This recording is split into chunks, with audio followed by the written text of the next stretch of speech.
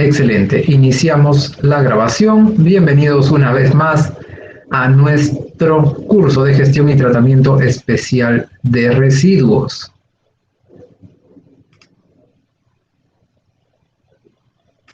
Vamos a ver.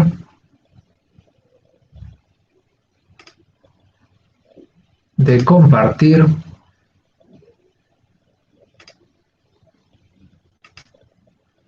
Esta pantalla.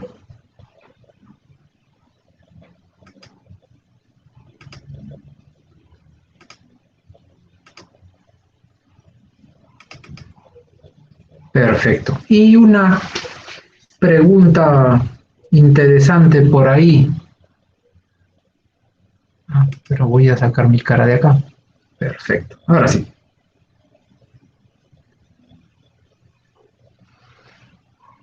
¿Cómo les está pareciendo este formato de clase virtual?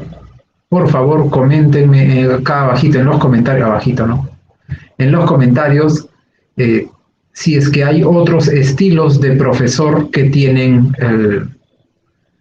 no sé, tal vez es un profesor youtuber, tal vez sale su cara y habla y habla y habla y no les muestra las diapositivas. Tenemos, bueno, he estado preguntando a otras personas, a unos amigos que tengo en el Ministerio de Educación, que me digan qué cosa puedo mejorar, porque en realidad esta no es una clase virtual. Esta es una clase presencial que le estamos metiendo por internet. Una clase virtual debería ser, pues, como les comenté alguna vez, fragmentos pequeños, mucho más ágil, puras cositas animadas, o yo moviéndome un poco de lado a lado como para que haya dinamismo. Tengo algunos amigos que están, bueno, un amigo al que le hice ver la clase y me dijo que se aburrió mucho, y bueno, para empezar no tiene formación universitaria ni nada, ¿no? Pero que se aburrió muchísimo porque solamente era una diapositiva y yo hablando. Entonces, bueno, vamos a ver, no sé si me alcanza este ciclo para por lo menos una o dos clases del final hacerlas más bonitas. Bolo, sí, totalmente. Es una persona que, bueno, es un amigo, pero no tiene ningún tipo de formación universitaria, ¿no? Es bastante curioso, le gusta investigar, pero ya para cursos avanzados de ingeniería ambiental sin tener base fuerte de física, química, biología y bueno, cómo funciona, cómo vemos las cosas, pues sí, voló feo.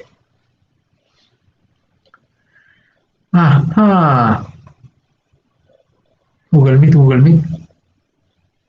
Ya pasó el examen parcial y todavía hay personas que no saben dónde queda su aula. Qué terrible. Bueno, usualmente esta clase la divido en dos sesiones, así que también avanzaremos pues con dos hasta la mitad y luego veremos el resto. La segunda mitad se pone un poquito más interesante, pero la primera mitad también va bastante bien. Vamos a ver el tema de gestión de residuos industriales.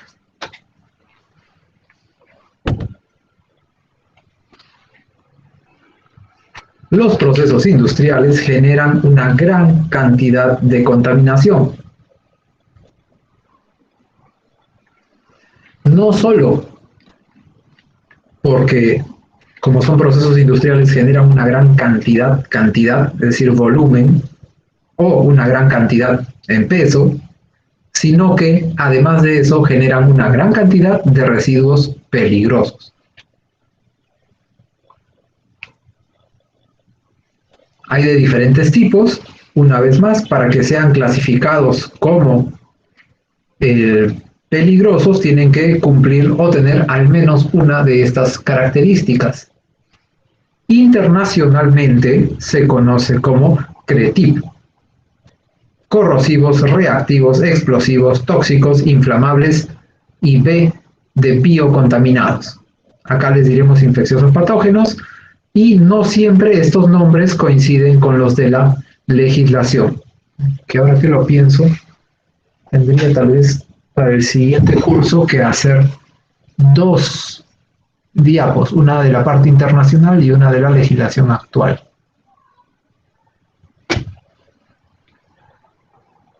El proceso se analiza como siempre, es decir, es los mismos pasos del manejo de residuos. Hay una generación, almacenamiento, transporte, tratamiento, disposición final, y se pueden hacer varias acciones de minimización y valorización.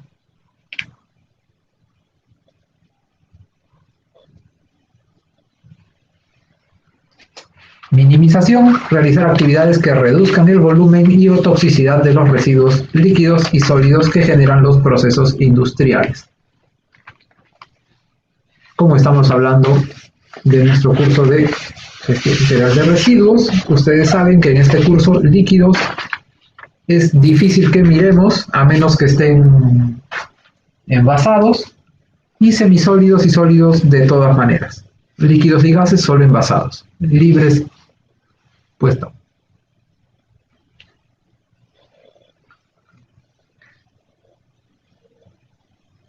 Minimización, tenemos, bueno, valorización con reuso y reciclaje, o también minimización si podemos reducir antes de que se generen los residuos.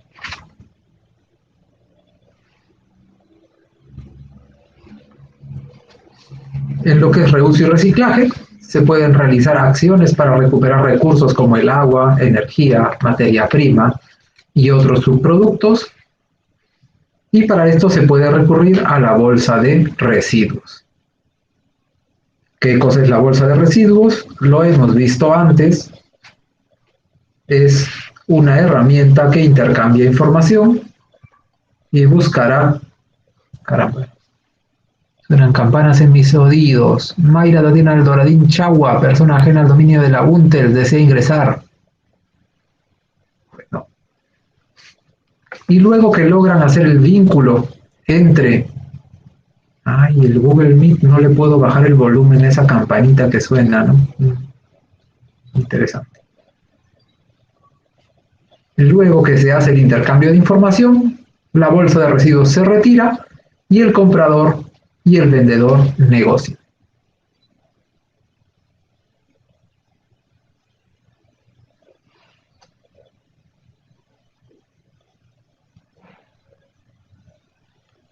Una vez más, en resumen chiquito, aunque ya lo vimos, debieron estudiarlo para su parcial, la bolsa de residuos difunde información, identifica generadores, promueve el intercambio, establece una base de datos, identifica uso alternativo de los residuos.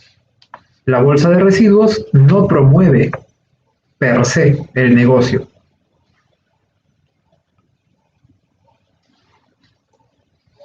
Información necesaria, tipo, composición, impurezas, cantidad, frecuencia, manejo, ubicación.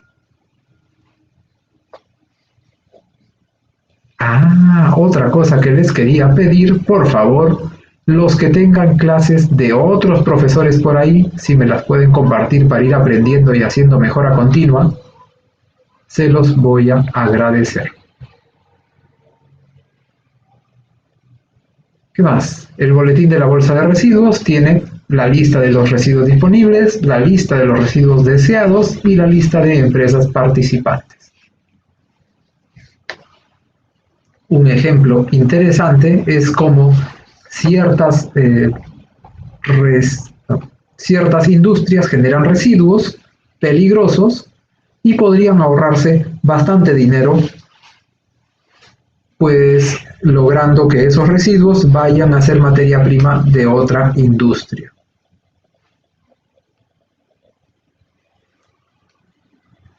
Ventajas de la bolsa de residuos, lo pasaremos porque, como les digo, esto también lo vimos en la clase antes del parcial. Beneficios de la producción más limpia, menor riesgo a la vida y al ambiente, aumenta la eficacia, menores costos de producción, aumento de la sensibilidad pública, alza de moral entre los empleados. Para los residuos industriales, vamos a ver temas de manipulación, almacenamiento y acondicionamiento. ¿Qué es lo que deberíamos tener por ahí? A mí que me gusta hacer ciertas enumeraciones. Cuando trabajen ustedes en el ámbito industrial, se van a dar cuenta de que algunas de estas tal vez no son tan importantes para su tipo de industria o no aplican, y otras tal vez, pues sí. Podría ser entrenamiento del personal, segregación de los residuos, acondicionamiento de los residuos, transporte interno, almacenamiento y procedimientos de emergencia.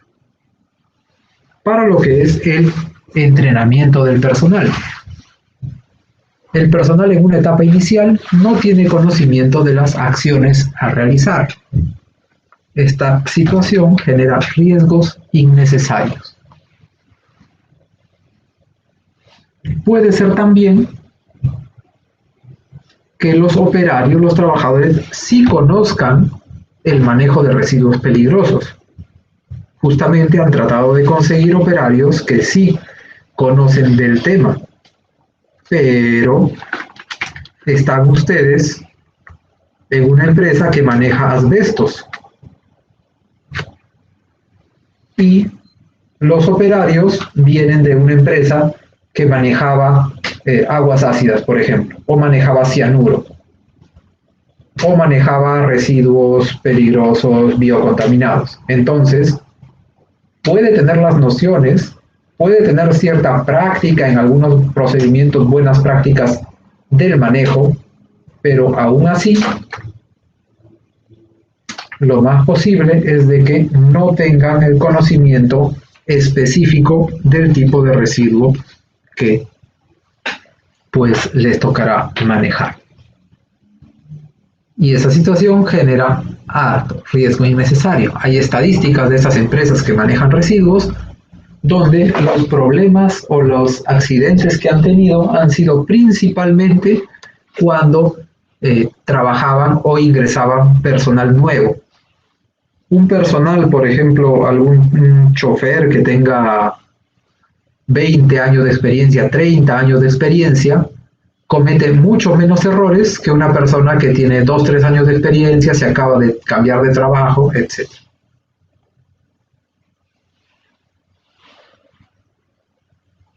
¿Qué más? Algunas cosas que se pueden entrenar. Tenemos que entrenar al personal también, aparte de la manipulación, sobre la respuesta a ciertos efectos, ciertas cosas que podríamos tener ahí, ciertas emergencias. A ver, nos escribe John Michael Zapata Gancho, también depende de sus inducciones. También sucede, varias empresas, mejor dicho, por favor, me mandan un mensajito cuando consigan una empresa buena y formal que respeta todo. Todas las empresas que he visto son chicha, para decirlo en términos criollos, es decir, tienen mínimos estándares de nada, trabajan con un castillo de naipes. Por ejemplo, logramos ganar la licitación, se amanecieron 3, 4 semanas, logramos ganar la licitación con la minera no sé qué cuántos, esa que tiene un relleno sanitario malazo ahí al sur del país. Y ahora nos falta personal, ya no importa, mueve al personal que tenemos trabajando reciclables en Trujillo y llévalo para el sur. Y contrata a 3 nuevos. Y a los que están limpiando baños necesitamos a 1, también, llévalo para acá, llévalo para allá. Tenemos que subir en 2 días, ya caramba, no podemos darle la inducción de 16 horas. No importa, dale una sesión de 4 horas y que se vaya. Y eso es para empezar, ¿no? En los recovecos del sistema, cada eslabón débil malogra la cadena. Entonces, el ponente que les va a dar la capacitación, con 16 horas podía tocarle por lo menos un par de horas de un buen ponente, pero como tienen que hacerlo rápido en 4 horas, el más hablador, el más pintoso va y les explica cosas súper generales, no sé qué, es una persona de oficina tal vez, nunca ha estado en campo manejando los residuos, y estas personas lo que en realidad necesitan es alguien que haya visto los accidentes o visto las muertes y les diga, esto no se hace nunca, esto no se hace nunca, esto sí, esto no, etc. Entonces, sí, muchas gracias por la intervención, depende de la calidad y cantidad de las inducciones. Muchas horas de inducciones malas son preferibles a cero inducción. Y claro, es mucho mejor tener inducciones buenas. Podemos tener efectos agudos y efectos crónicos. Dentro de los efectos agudos contaremos intoxicaciones y quemaduras, no necesariamente quemaduras por calor, pueden ser quemaduras químicas. Y en efectos crónicos contaremos los disturbios irreversibles y los daños genéticos. Daños genéticos usualmente los tenemos con moléculas orgánicas grandes, es decir, químicos tal vez de investigación médica, de farmacias, de la industria de la belleza, etcétera, cosméticos y demás. No necesariamente. Daños genéticos también nos ocasionan los residuos radioactivos o radiactivos, como se escribe también. Y disturbios irreversibles, lo que llamamos son daños a la salud, pues, irreversibles, ¿no? Envenenamiento crónico, destrucción de parte del tejido del riñón o del pulmón, pérdida o destrucción de las terminaciones nerviosas de alguno de los miembros y luego ya no puedes mover. Bueno, N cosas que pueden darse. Para el entrenamiento del personal, brindaremos información adecuada, brindaremos los equipos adecuados, EPPs, brindaremos el entrenamiento en procedimientos de emergencia. Por ejemplo, cuando hay tiempo y se hace bien, hay una empresa muy interesante que se llama Suatrans, que tiene su campo de entrenamiento. Entonces ahí tienen simuladores de fuego para que se enfrenten a diferentes tipos de fuegos. Tienen simuladores de escombros y metal retorcido para que puedan, si es que van a rescatar o van a atender algún tipo de fuga, pueden reptar por la torre, por aquí, por allá, llegar, bueno, es una ruta de obstáculos y de entrenamiento interesante. Realizar el manejo de los residuos y concientizar a los empresarios.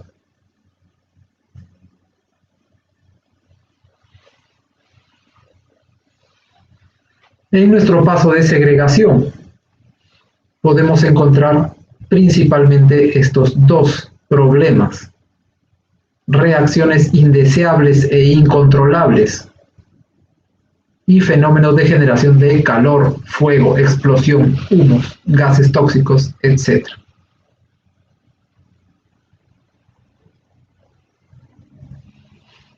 Objetivos de la segregación. Obviamente lo que queremos es evitar reacciones indeseables y queremos evitar generación de calor, fuego, explosión, humo, gases tóxicos, etc. Para eso, segregamos para evitar la mezcla de residuos incompatibles, aumentar la calidad de los residuos a ser recuperados, disminuir el volumen de los residuos peligrosos. En el acondicionamiento de los residuos tenemos una primera etapa que tiene que ver con la elección del recipiente. Para la elección del recipiente vamos a tomar en cuenta las características del residuo, la cantidad generada del residuo, el tipo de transporte, necesidad de tratamiento del residuo, forma de disposición. Sería no muy inteligente de mi parte, tal vez, poner residuos que van a ir a la incineración dentro de contenedores de metal. podría ser que sea poco pertinente. Estaría perdiendo metal. Podría ser, hay diferentes situaciones donde tal vez es necesario, etc., ¿no? Bueno. ¿Qué más? Si alguna vez vieron una serie que se llamaba Breaking Bad, en su primera temporada hay creo que tienen que deshacerse de un cuerpo, etc. Ellos van a disolver un cuerpo humano, es tejido biológico. Y en ese capítulo aprenderán que hay ácidos muy fuertes que no atacan para nada el plástico HDPE, es decir, el plástico de alta. Por eso es de que muchos de los productos de limpieza que compramos, que sí son tóxicos o sí tienen potencial corrosivo, se venden en este tipo de plásticos. Pueden intentar con el ácido muriático, pueden hacer ácido feclo, ¿qué es el feclo? Ácido férrico, cloruro de hierro, ya no me acuerdo, pero es un ácido de joyeros y de forjadores de cuchillos, de espadas, etc. Entonces, podrían ver cómo ese ácido no se come para nada un recipiente de plástico y si le lanzan una chapita de metal, la destruye, ¿no? En unas cuantas horas o en un par de días tal vez, porque está pintada y todo. Bueno.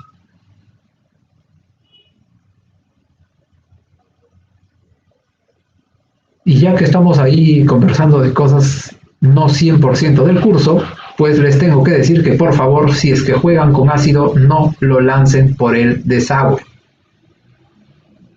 Primero lo van a diluir muchísimo, porque si no van a corroer las tuberías, cañerías y demás.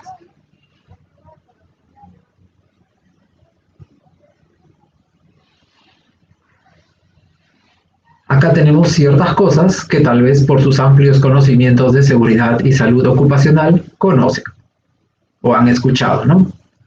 Para el tema de remoción, con remoción humana tenemos que preferimos un peso lleno de 30 a 40 kilogramos. Preferimos que los tachos, los contenedores sean de bordes redondeados y con un diseño ergonómico.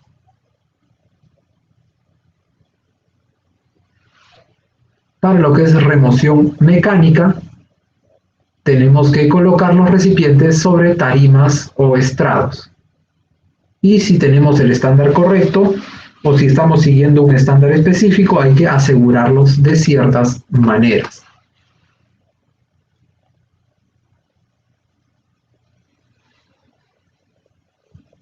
Transporte interno, ciertas consideraciones. Hoy, para esto tenía yo un video, pero es un video tan antiguo que está en una resolución horrible. Es como que para verlo, no.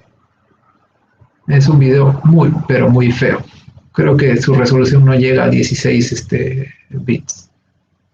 Así que ya he dejado de ponerlo. Se los puedo proyectar en clase, pero acá, en esta época de la informática, está terrible. Más bien voy a apuntar para ver si les consigo un mejor video.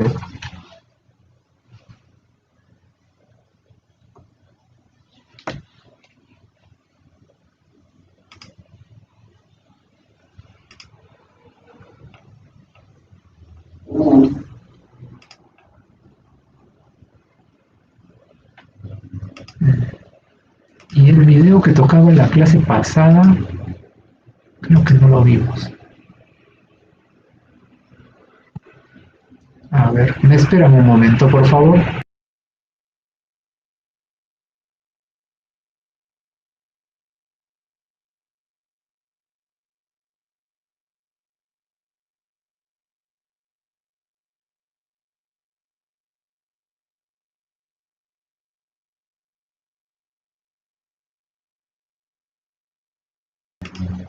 Listo.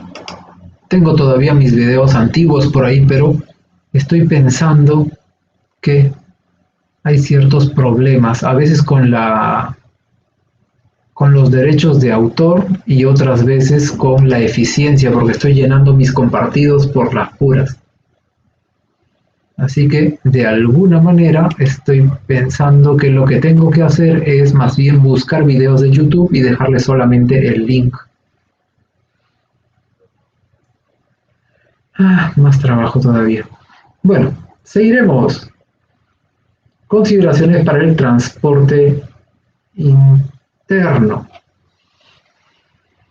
Necesitamos rutas preestablecidas, muy bien marcadas. Marcadas o demarcadas. Equipo compatible con el volumen, peso y forma del material. Personal familiarizado con el equipo y determinación de las áreas de riesgo.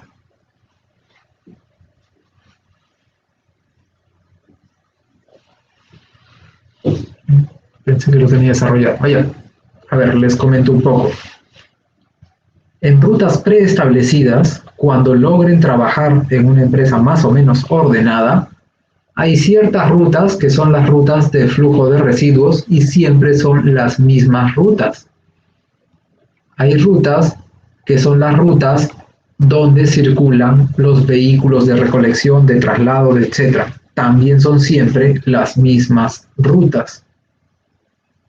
Y como les digo, si es una empresa más o menos formal, ordenada, bueno, está más o menos ordenada, debería estar demarcado ciertas zonas. Si alguna vez han visto reposición en lugares tipo almacén o almacén industrial, o por ejemplo esta empresa Macro, que también hace reposición tipo por mayor, es decir, tiene el cargador frontal y carga de bloque, verán que el procedimiento primero cerca un área para que no se acerque la gente, luego llegará la maquinaria, el vehículo, y se alejan otras personas, hay cierta supervisión y proceden recién al transporte, al movimiento de los bienes. Equipo compatible con volumen, peso y forma del material. En algún momento, no sé si lo han visto o no lo han visto, a veces pasan videos por las redes sociales donde hay una pala mecánica levantando un bulldozer que levanta un cargador frontal para mover algo. Es una gran tontería, es demasiado riesgo. Entonces lo que necesitamos es un equipo que pueda hacer el trabajo y no hacer que algún equipo levante otro equipo, que levante otro equipo. Yo he presenciado cuando dos patitos, dos de estos cargadores, levantan entre los dos a un tercer patito, a un tercer cargador frontal, para que ese mueva la carga sobre un camión, etc. Bueno, mejor no me acuerdo porque me pongo de malas. Personal familiarizado con el equipo. Necesitamos personal que sí sepa manejar los equipos mecánicos o sí sepa manejar el procedimiento de transporte manual de los residuos, materiales y residuos peligrosos. Y determinación de las áreas de riesgo. Si de alguna manera alguno de los viejos de la empresa te comenta, oye, sí, siempre tenemos, en ese lugar todos los años hay un accidente, o siempre atropellan a alguien en ese cruce,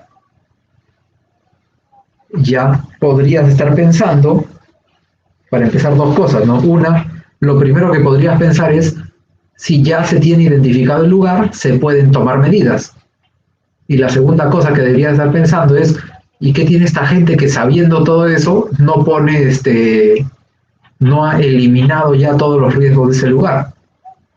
Obviamente, si yo sé que hay un riesgo y hay una esquina donde siempre atropellan gente, justamente por esa esquina no pasaré. Almacenamiento. Es la contención temporal de residuos en el área autorizada por el órgano de control ambiental, es decir, autorizó tu plan de manejo de residuos o tu instrumento de gestión ambiental donde declarabas dónde estará tu almacén de residuos.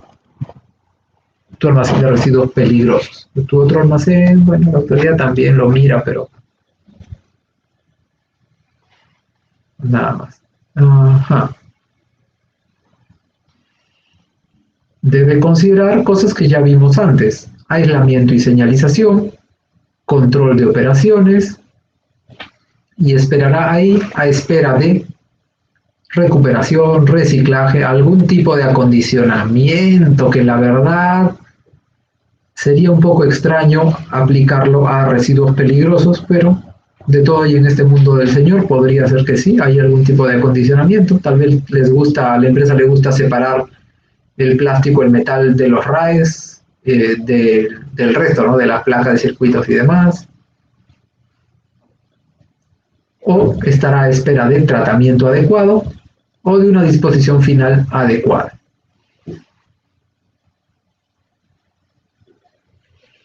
¿Qué vamos a hacer para definir, identificar bien el lugar de almacenamiento? Tenemos que aplicar varios criterios. Por ejemplo, que queremos un lugar que minimice el impacto ambiental. Un lugar que no nos dé problemas con los vecinos, con la vecindad. Protección de aguas superficiales y subterráneas. Evitar locales de riesgo de ocurrencia de fenómenos naturales o incidencia de accidentes.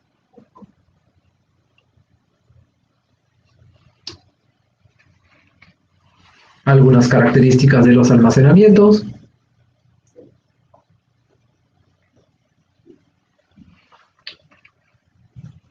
Queremos que sea un área cubierta, cerrada y ventilada, que tenga una base de algún material impermeable,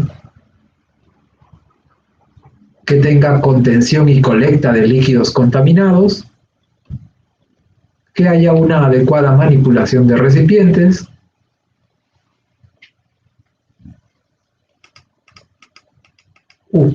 no había visto esta última pregunta de mis seguidores. Y disposición de recipientes, una facilidad de inspección, frecuencia establecida, compatibilidad, etc. A ver, ¿qué me dicen acá mis seguidores? Nos escribe John Michael Zapata Cancho desde... ¿Y El Salvador será? O algún lugar cercano. Profesor, una pregunta, por favor. ¿Usted sabe cuánto tiempo como máximo una empresa X puede almacenar sus residuos? Claro que sí sé, y ustedes también saben porque lo estudiaron. Está textualmente en una de mis clases.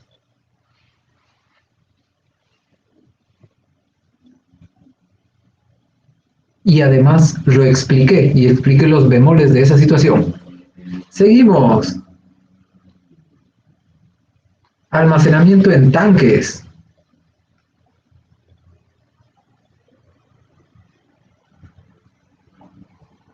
Ay, me dan las gracias todavía. No, si no les he respondido, simplemente los mandé a buscar de nuevo donde ya está la información.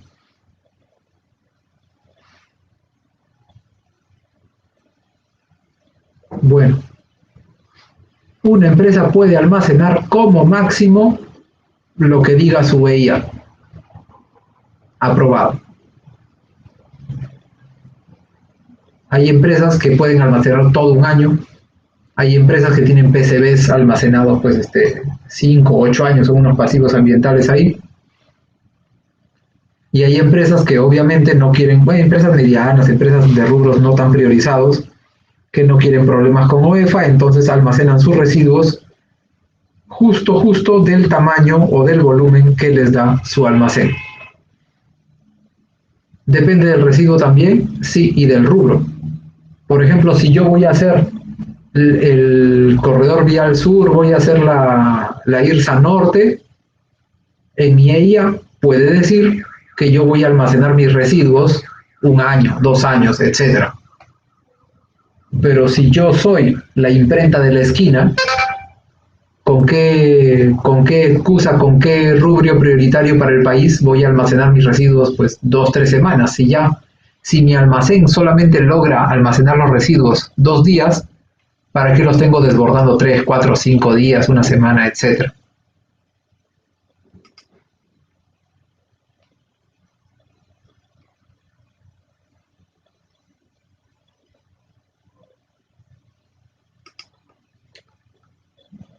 Seguiremos. Para los tanques, usaremos material compatible. A veces, gente que no está en el rubro o llega por primera vez y son muy habladores y muy poco humildes, pues no toman en cuenta lo del material compatible. Muchas petar chiquitas se fabrican con acero inoxidable, etcétera, etcétera, pero ciertas partes se fabrican con fibra de vidrio. Por ejemplo, ¿por qué? Porque la fibra de vidrio no es atacada por los ácidos. Si tienes algún efluente ácido, si tienes algún residuo corrosivo, tienes que buscar un almacenamiento de un material compatible. Personas que ya tienen años en este rubro, saben las especificaciones técnicas de sus tanques, ¿no? Este tanque aguanta hasta pH 4.3 y alguien te llama diciendo, señor, necesitamos que evacúen este residuo. Ah, perfecto, ¿qué tipo de residuo es? No sé cuánto, ¿cuál es su pH? Ah, este es pH 3.9. No lo puedo llevar porque si lo llevo en mi camión, en mi contenedor, se come el contenedor y luego pues se desparrama y tal vez quiere además comerse parte del metal de mi vehículo. Así que todo eso también se tiene que considerar. Dispositivos de control de presión, nivel, etc. Si tenemos residuos que van presurizados, necesitamos tener todos los controles necesarios para saber que no vamos a tener problemas por aumentos de presión o aumentos de nivel o tal vez aumentos de temperatura si es que son reactivos. Base de contención. Si estamos llevando residuos, no sé, líquidos semisólidos, pulverizados, granulados o demás, que pudieran derramarse, necesitamos contar con una base, una bandeja, un área de contención.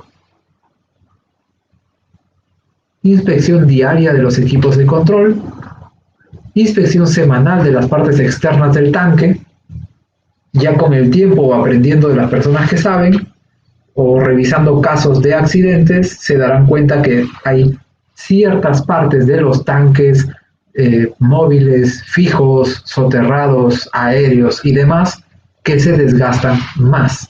Entonces siempre hay que prestarle especial atención a esas partes.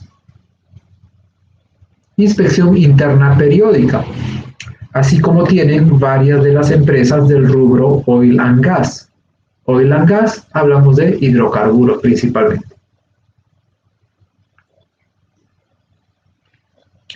Cada cierto tiempo vacían algunos de sus tanques, contratan a una empresa para que los limpien por dentro, sacan las borras, palean las borras, se las llevan en sacos, etcétera, con tremendos escobillones y algunos equipos a veces con algunos insumos de sorsores o demás, limpian bien y escobillan bien todas las paredes y además de eso, el supervisor, el cliente, el titular va a hacer alguna inspección para revisar que los tanques estén bien.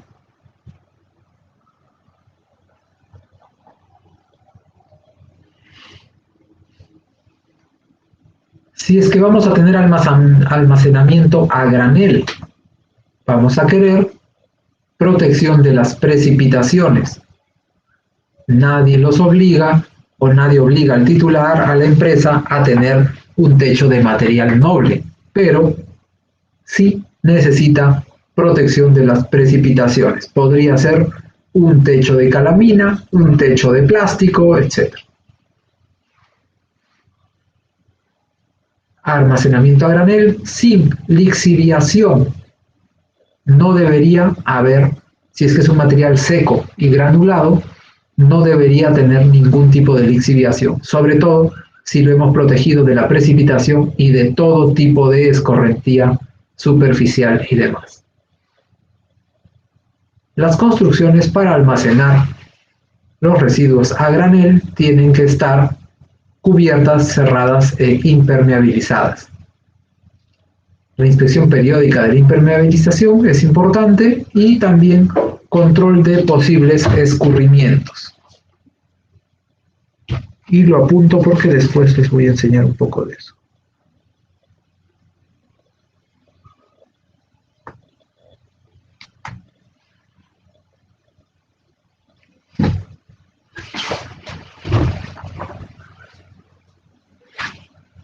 Procedimientos de emergencia. Minimizan las consecuencias de alguna emergencia.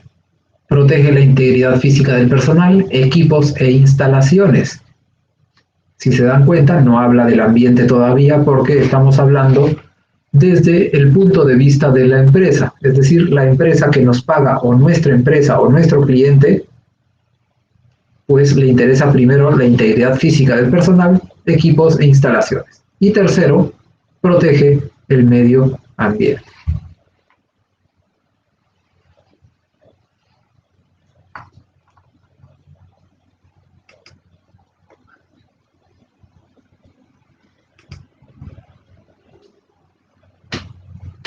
En el procedimiento de emergencia necesitamos un plan. El plan de emergencia tiene que ser aprobado. Uy, ¿cómo le sale mi clase de planes de contingencia? Usualmente yo hago casos y muestro planes de empresas, pero los muestro y no los doy. Si está firmado, sí lo estaría compartiendo. Eso me podría traer algún tipo de problema. Bueno, lo pensaré después.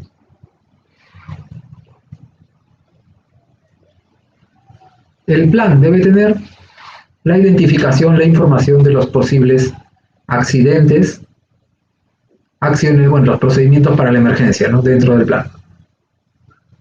Acciones a ser tomadas, personas encargadas y sustituto de la persona encargada, si justamente ese día no vino el encargado y es el que tiene que atender la emergencia.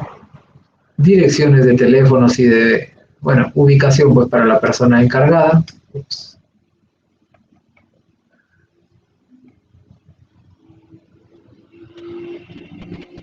Lista de los equipos existentes y debe haber una actualización permanente de datos.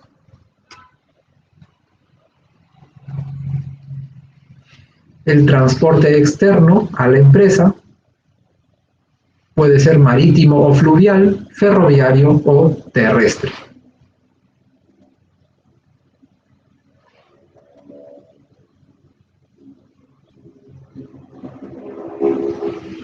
Marítimo o fluvial puede mover grandes cantidades de residuos. Recorren grandes distancias, por ejemplo de China a Perú.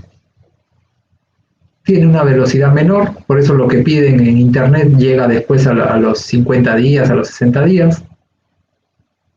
Tiene restricciones de carga y descarga. Tiene costo de almacenamiento portuario.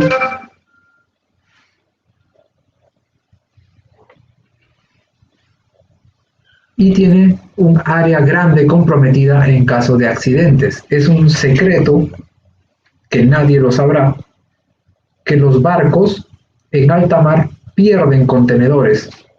El barco está navegando, vienen olas, se rompen algunos de los cables de acero y 2 o 3 contenedores se caen al mar.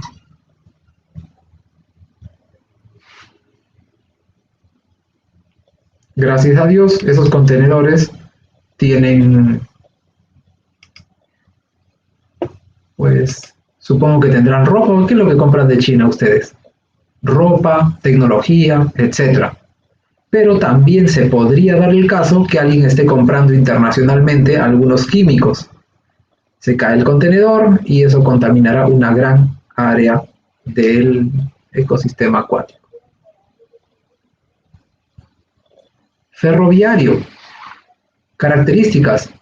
Ruta de tránsito definida. Sabemos exactamente por dónde va a pasar y sabemos que la ruta no se va a mover, es decir, no va a aparecer ni una montaña ni un cráter en medio de la vía.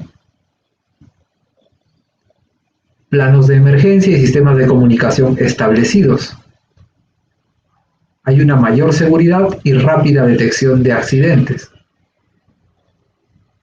Es eficiente y económico para grandes cantidades de carga, sobre todo cuando se tiene una buena red vial ferroviaria. En Perú la verdad que no tenemos algo tan bueno todavía, pero eventualmente podría ser que lleguemos a algo.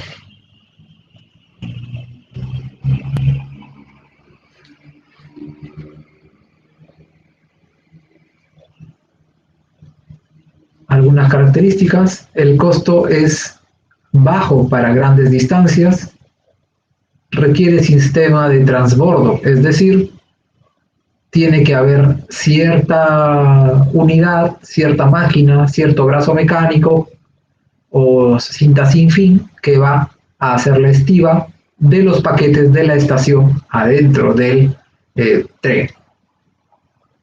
Otro caso podría ser que se necesite una maquinaria que cargue todo el contenedor a la base de uno de los vagones.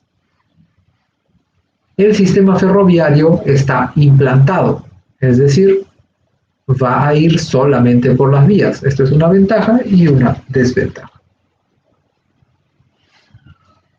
Transporte terrestre. Es de bajo costo para pequeñas cantidades.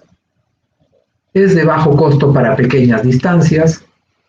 Obviamente, como ustedes saben, esa frase tiene su truco. Quiere decir que es de alto costo para grandes cantidades y es de alto costo para grandes distancias. No necesita sistema de transbordo. El camioncito, el furgoncito va a llegar hasta la puerta de su almacén, va a tocar la bocina, le abrirán, entrará, ahí pone los residuos y saldrá tranquilamente hasta el lugar de tratamiento o disposición final.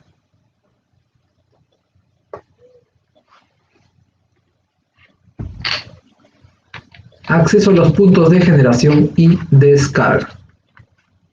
Como les decía, puede entrar y salir tranquilamente sin problema.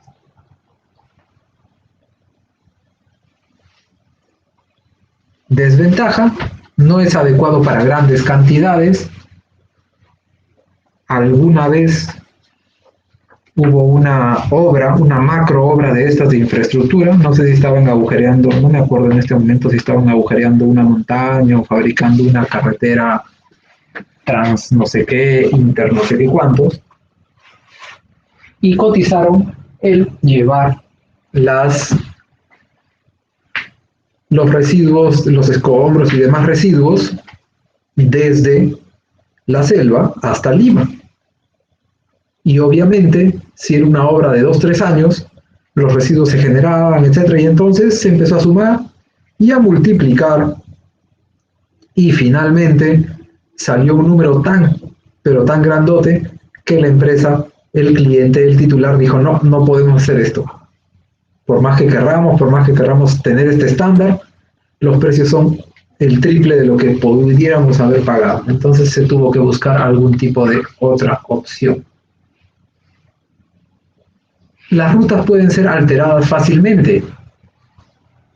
Acá lo tenemos en la lista de desventajas. Como ventaja es interesante, porque si se cae la carretera, si de alguna manera hay algún tipo de accidente en la vía, el transporte terrestre puede esquivar ese tipo de problemas y seguir transportando. Lamentablemente, lo tenemos en desventajas porque la otra alternativa es peor, es muy mala. Nosotros podemos contratar a una empresa para que haga el transporte y esta empresa no tiene una ruta definida, va a irse por un lado, otro día por el otro día no nos daremos cuenta, se cuadrará o irá cerca de alguna laguna altoandina y botará por ahí todos los residuos peligrosos, ¿no? Mientras nadie lo vea. También la dificultad para comunicar accidentes, porque hay muchos lugares donde no entra ningún tipo de señal, son zonas muertas.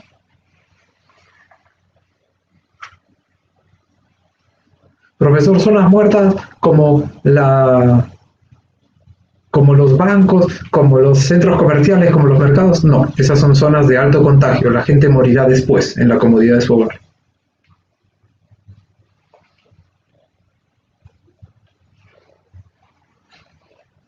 Consideraciones para el transporte terrestre. El entrenamiento y la habilidad de los choferes. Como les comentaba, choferes nuevos son más propensos a accidentes. También hay choferes muy buenos y aún así sufren accidentes por culpa de otras personas. Estado de conservación del vehículo y de compartimiento de carga. Para que no hayan accidentes, queremos que el vehículo esté en más o menos buenas condiciones. El día de... ¿Cuándo ha sido? ¿Cuándo habrá sido la última vez que salí de acá? No lo sé. Bueno, hay vehículos en nuestro país que la costumbre es usarlos no hasta que se caigan a pedazos, sino que se están cayendo a pedazos y se siguen usando. Entonces, eso no sería un buen estándar. Hay una empresa muy conocida del rubro de residuos que perdió su contrato con también una mina muy conocida de las alturas de Cusco porque su estándar era horrible. Todos los contenedores que llevó estaban picados, los camiones estaban viejos, los contenedores ni siquiera se enganchaban al vehículo, sino que los habían amarrado con unas cadenas, de la manera más chicha y artesanal que se puedan imaginar, ¿no? Entonces, no sé a quién contratan para que haga las propuestas y en el documento ponen fotos tal vez de internet, ¿no? Ustedes saben de esas cosas. Y ganan la propuesta y luego cuando hay que demostrar, su estándar es terriblemente lamentable, ¿no? Muy bajo.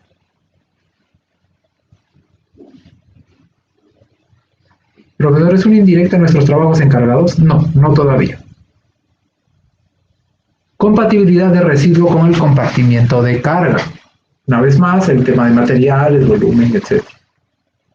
Reactividad química del residuo.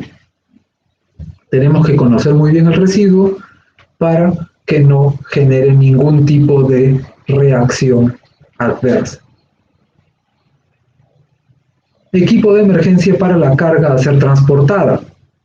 Siempre tienes que tener el kit estándar del vehículo, pero también, si es que estás transportando un químico ácido, deberías tener algún tipo de equipo para la respuesta específica a ese químico, o si tienes alguno que va a soltar algún gas, no sé, tóxico, aparte de todos los FPs y demás, deberías tener una mascarilla especial solamente para especial para ese tipo de gases.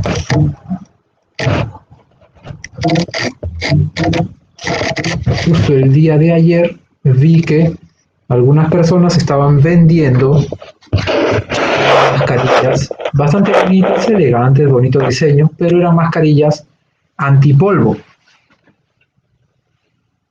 Y la gente en redes sociales estaba haciendo sus pedidos y otras cosas, pero si ves las especificaciones, te protege solamente contra el polvo. Está en inglés, pero dice para la gente que hace carpintería, para la gente que hace limpieza.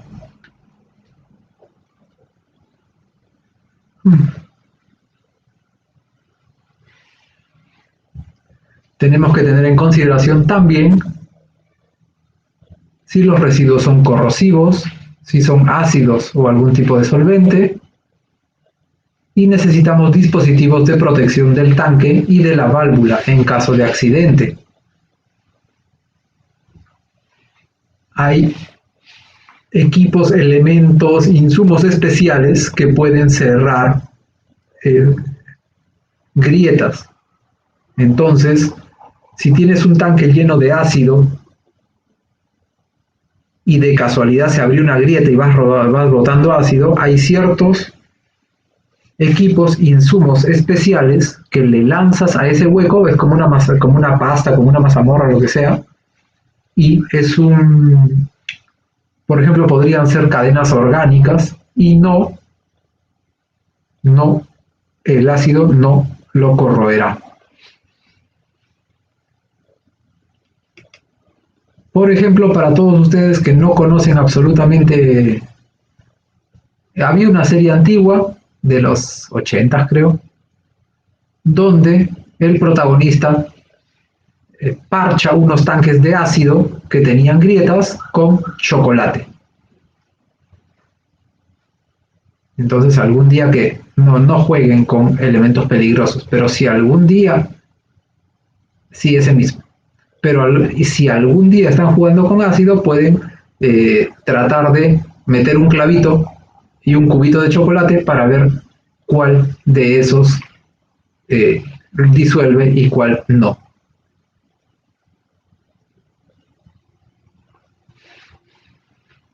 ¿Qué más? Seguimos con el transporte terrestre, que en realidad es el más usado y es posible que sea el único que conozcan en toda su vida profesional. Es muy raro que un ingeniero ambiental esté trabajando con transporte de residuos peligrosos, pues marítimos o ferroviarios.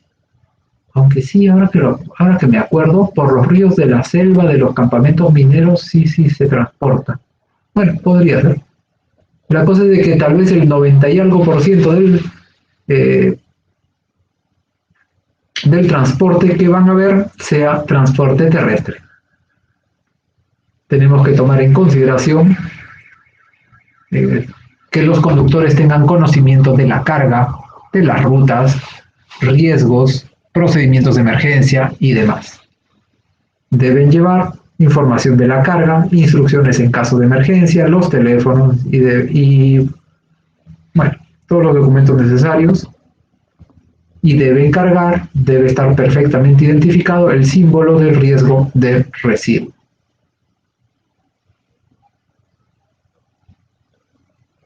Tratamiento de residuos industriales. Hay diferentes sistemas de tratamiento de residuos industriales.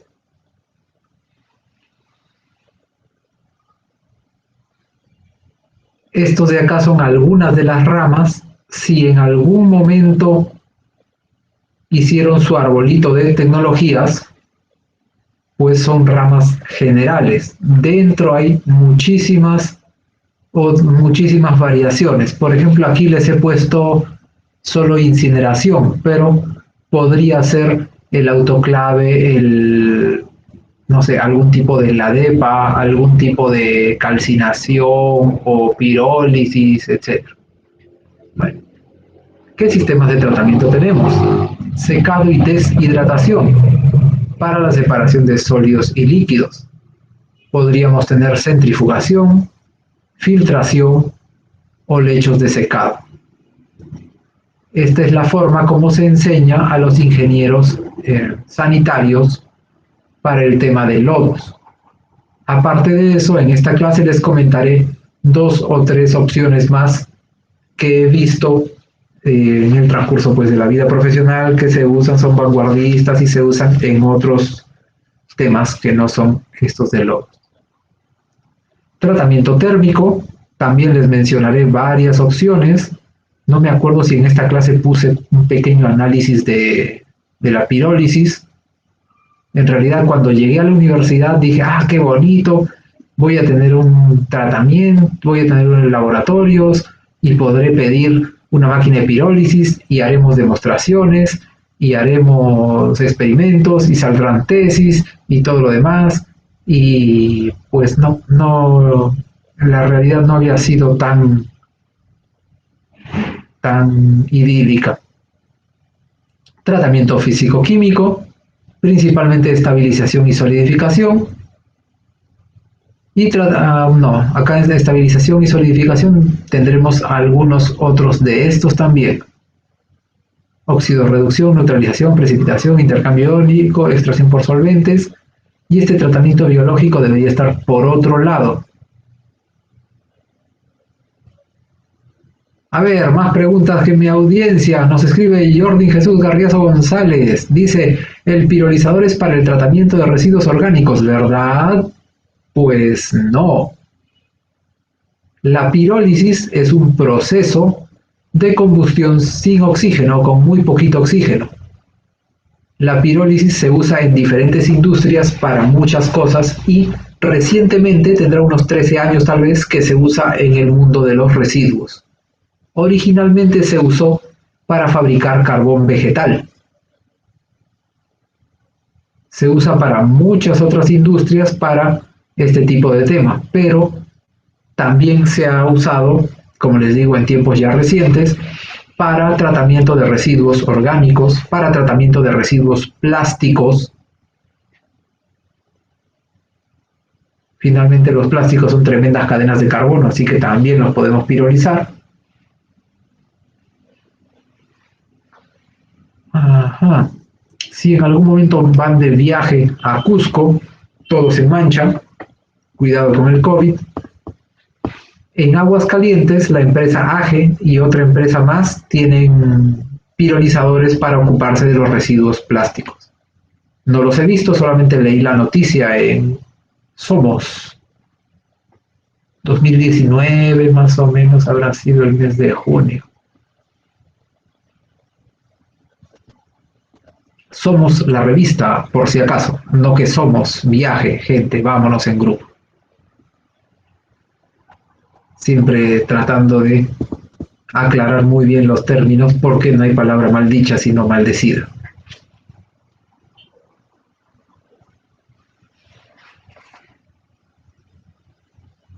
En los sistemas de tratamiento tenemos que definir la selección del tratamiento. Para seleccionar el tratamiento tendríamos que saber el tipo de residuo, los aspectos de seguridad, el grado de purificación o tratamiento deseado, aspectos económicos y eficiencia. Dentro de eficiencia vamos a considerar diferentes tipos de eficiencia. Eficiencia en el tiempo, es el tratamiento más rápido posible, o es eficiente con el uso del área. La tecnología A necesita, no sé, 2000 metros cuadrados, la tecnología B necesita 200 metros cuadrados. Ah, caramba, también eso hay que considerar. También hay que considerar de acuerdo a la complejidad tecnológica. Por ejemplo, podría ser que sea una tecnología maravillosa, pero cuando se malogra, el único vendedor que te vende las piecitas de repuesto es un vendedor de una aldea alemana. Y es tan compleja la tecnología que tienes que pagar por el mecánico que venga desde esa aldea alemana con su pieza para que arregle y cambie tu tremendo equipo de tratamiento de residuos. Todo eso también se considera.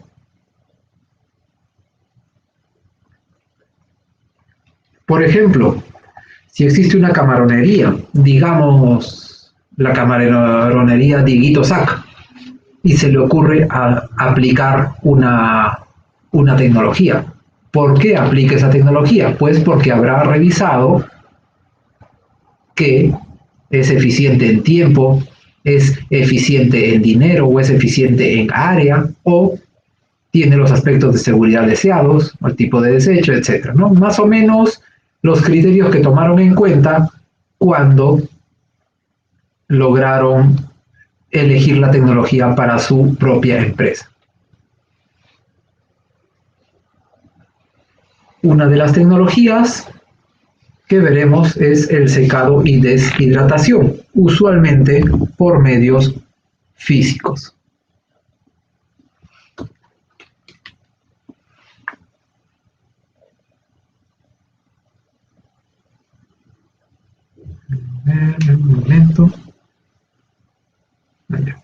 bien todavía. Por ejemplo, secado y deshidratación, aplicado a residuos sólidos y semisólidos, que son resultado de operaciones de filtrados, decantación, destilación y otros. Un residuo muy molesto, absolutamente molesto, son las borras, las tintas que salen de las imprentas. Son tanques de una porquería viscosa, a veces tienen cloro, la mayoría de veces, a veces son ácidos, ligeramente ácidos, ¿no? pH bajo, son densos, no se pueden tratar en una petar, no se pueden oxigenar, no se pueden oxidar porque comienzan a botar órgano clorado. Bueno, es un residuo muy interesante que hay mucho y que en nuestro país todo eso de las imprentas va o lo están botando de manera clandestina o está yendo a relleno de seguridad. Sería interesante, se me ocurre, investigaciones en laboratorio nada más con una pequeña muestra de tecnologías que pudieran tratar este tipo de residuos. Los residuos tienen un contenido de humedad del 90 al 95%. Uy, nunca llegamos a los 50 y tantos que éramos, ¿no? Ya después del parcial la gente se va al abandono. Los residuos tienen contenido de humedad del 90 al 95%. Igual podrían tener 80, 85, etc.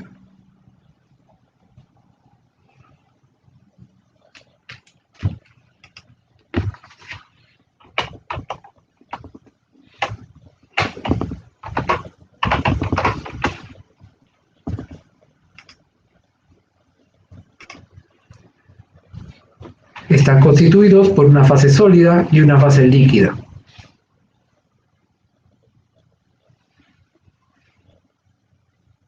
El secado y tratamiento de lodos es necesario.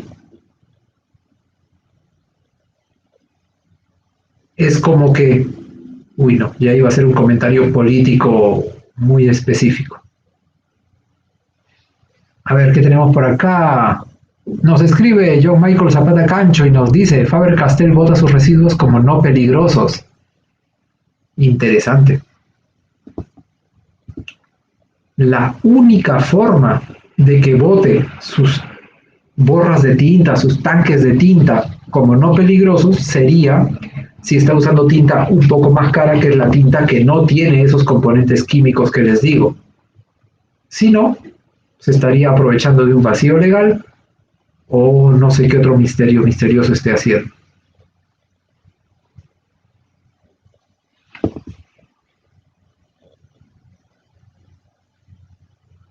Bueno, el secado y tratamiento es necesario porque obviamente, ¿qué pasaría si ustedes quieren ser ingenieros ambientales y yo les doy la mitad de la carrera de cursos de ingeniería y la otra mitad de la carrera de corte y confección, de danza moderna, de apreciación? No. No lo puedo decir porque después mis auspiciadores me cortan. No sé. Es decir, si desean pagar por un servicio, no desean que la mitad sea inservible. Entonces, lo mismo pasa con el secado y tratamiento de diferentes tipos de residuos que están en forma de semisólidos. No vamos a pagar, no deseamos pagar por el transporte si es que el 80% es agua, y no queremos pagar por un tratamiento carísimo si el 80% es agua. Primero usaremos una técnica, alguna tecnología de secado y deshidratación, y cuando solamente tengamos ese 20% de contaminante, ahí pagaremos para ese tipo de correcta disposición final o tratamiento. Si se realiza dentro de la industria, se reducen los costos de transporte, volumen y demás. Es decir, fuera de mi industria no voy a pagar para que se lleven agua o aire. Solamente residuo, mucho más eficiente. Las tecnologías tradicionales, sacadas directamente del Metcalfe y Eddy, edición 97 creo,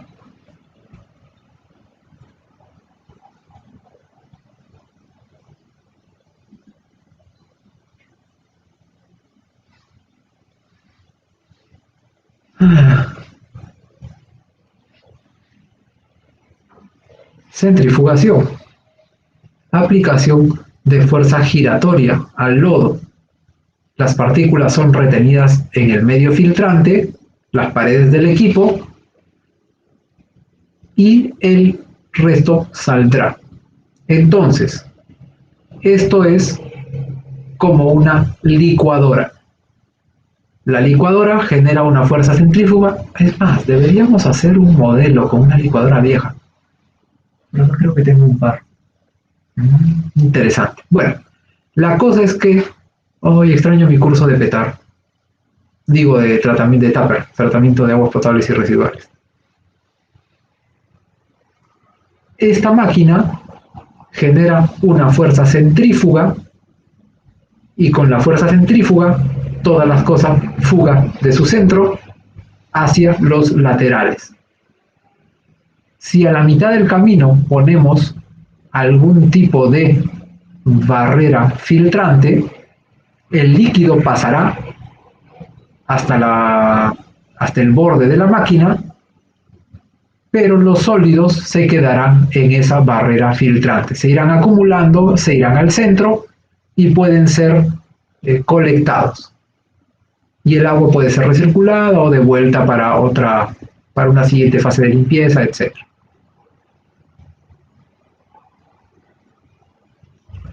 Aquí tenemos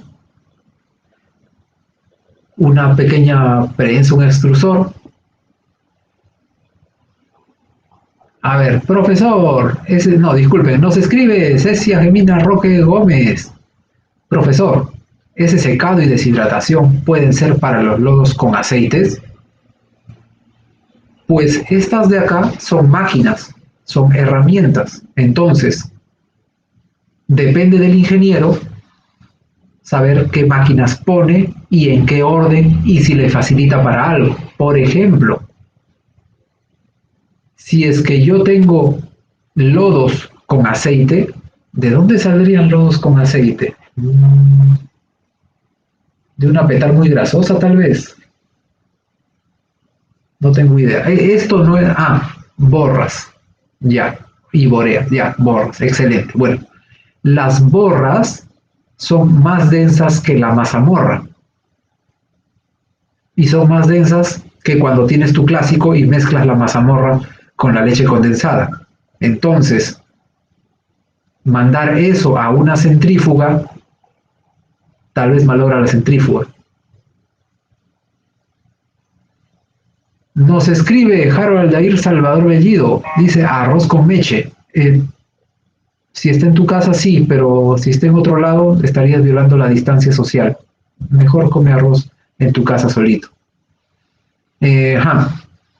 Entonces, he visto por fotos, no me invitaron, no pude viajar ni nada, que en Chile hubo una recuperación de borras donde las tenían almacenadas en unas pozas y luego las comenzaron a prensar en una máquina a través de prensar finalmente en unos compartimentos, etc.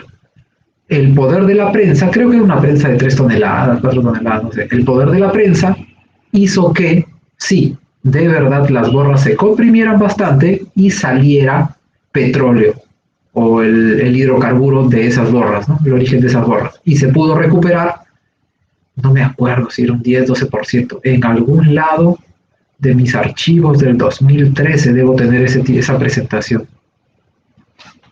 Lo apunto, no voy a hacer que un día de esto se me ocurre hacer arqueología de disco duro. Presentación de borras de Chile. Y también me gustaría compartirles la presentación de los gringos que hizo sobre la contaminación de grifos.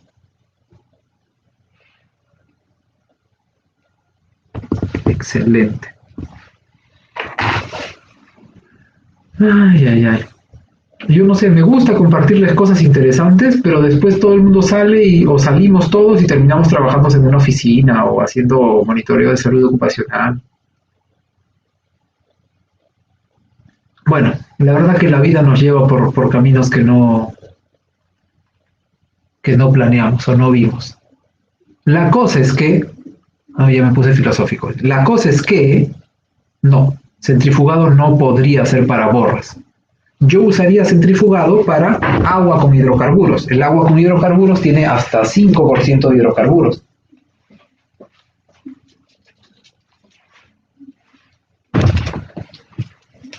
Entonces, un agua con 5% de hidrocarburos, pues se ve como agua, casi huele como agua y se comporta como agua. Acá tenemos un pequeño extrusor para lodos. Si se dan cuenta, esta es la... ¿Se acuerdan que al comienzo no encontraba no pude ubicar la clase que quería para ustedes? Es igualita, es esta misma, pero acá tenía GIFs animados para que vean cómo se mueve el tornillo de en medio. Si tienen tiempo y ganas, los pueden buscar también en internet.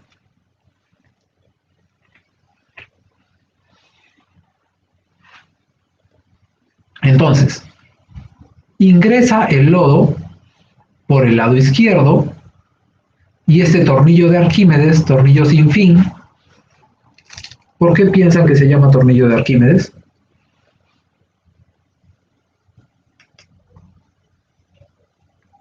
Dejen sus comentarios por aquí abajito. Lo que piensen, no busquen en el Google, corten y peguen. Eso es pérdida de tiempo. Bueno, este tornillo, ¿porque regula el volumen de un fluido? No, porque lo inventó Arquímedes. Era un hombre súper inteligente. Pero bueno, este tornillo sin fin o tornillo de Arquímedes va moviendo los lodos de izquierda a derecha, pero si se dan cuenta, a la derecha la cámara es un poco más pequeña. Y ahora estamos hablando en griego. Me sabía yo, ¿qué sabía decir? Ego. No, lo siento. La única frase en griego que sabía ya me la olvidé. Si se dan cuenta, la cámara es más pequeña a la derecha. Entonces, cuando el tornillo sin fin va empujando el lodo, es la misma cantidad de lodo cada vez en un espacio más pequeño. Esto fuerza a que el agua que está rellenando ahí los intersticios, los poros entre el material, poco a poco se vea forzada a salir. El agua va saliendo y es colectada pues por un sistema, por unas ranuras, por unas porosidades del metal, y lo que llega al final del tornillo es lodo deshidratado. No vayan a pensar que el lodo deshidratado es lodo seco, hojuelas, o se ve como compost, o se ve como tierra. Simplemente este tipo de equipos lo baja de un 80-90% de agua a un 70% de agua podría ser. Es decir, sigue siendo un lodo, sigue siendo medio pegajoso, pero tiene bastante menos agua.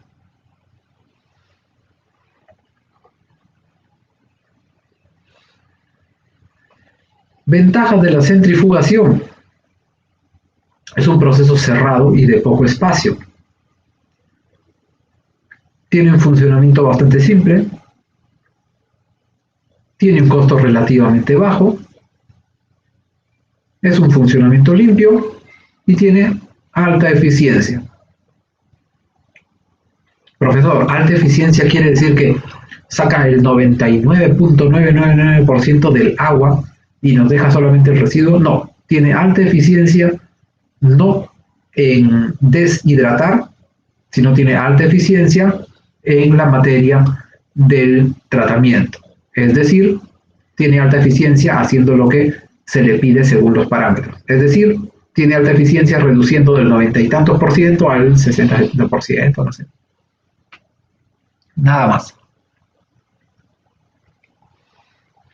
Como dice el gran cantante, bueno, ni siquiera es gran, el cantante Alberto Plaza, no le pidan más de lo que puede dar.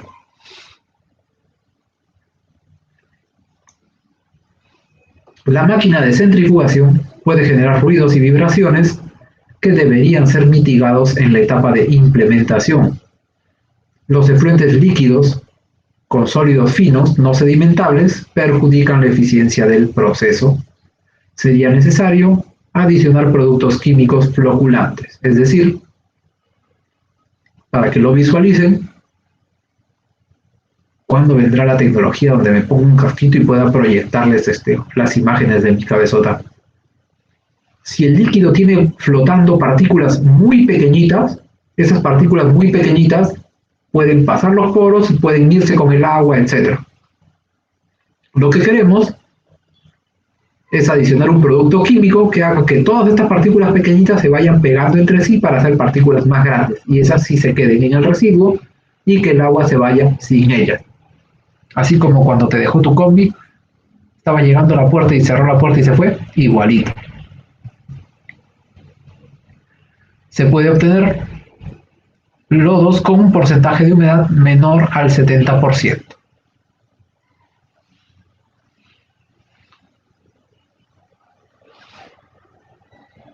¿Qué pasó acá?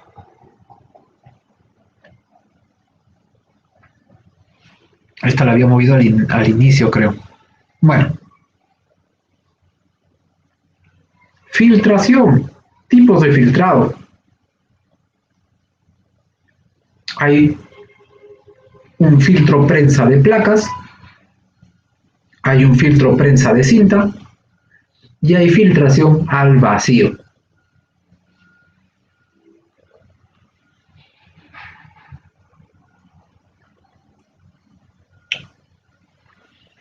Si alguna vez visitaron la planta de tratamiento, esa que está ahí en Villa María de Cementos Lima, no, ya no se llama Cementos Lima, ¿cómo se llama ese lugar? Bueno, si alguna vez visitaron, uy, ya me olvidé, qué terrible que es el Alzheimer. A ver, no me agrada olvidarme tan feo de las cosas, así que lo busco inmediatamente y les digo cuál es.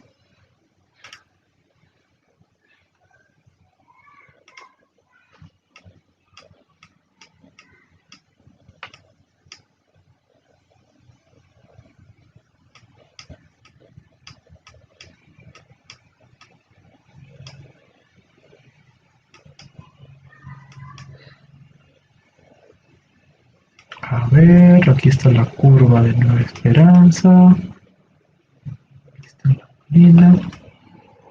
Oh, sigue llamándose Cementos Lima acá. Ah, no, pero la página web ya está actualizada. Ya, una SEM, eso mismo. Si alguna vez fueron... Uy, y mis suscriptores sí me habían escrito, lo siento, estaba en la otra ventana buscando el mapa. Muchas gracias, sí. Entonces, si alguna vez fueron a la planta de una SEM, ahí al costadito abajo del colector de lodos tienen su filtro de placas. Este es el pistón. Cuando el pistón se retira, las placas se separan, entra el lodo, luego las placas se presionan, sale el agua, el lodo queda como esta cosita de acá, una pequeña torta, y cuando se terminan de separar las placas, la torta cae. Sería bueno poner un carrito acá abajo, recolectamos todo eso y eso se va para otro lado. Filtro prensa de placas. Cuenta con placas verticales unidas o separadas. Son placas cóncavas, presentan ranuras en la superficie, tienen mantas de tejido filtrante sobre las ranuras y es un proceso batch. ¿Qué quiere decir que es un proceso batch? Que lamentablemente cargamos el filtro prensa, cerramos el caño y ya no entra más lodo, activamos el filtro prensa, esperamos el tiempo de tratamiento o su tiempo de retención,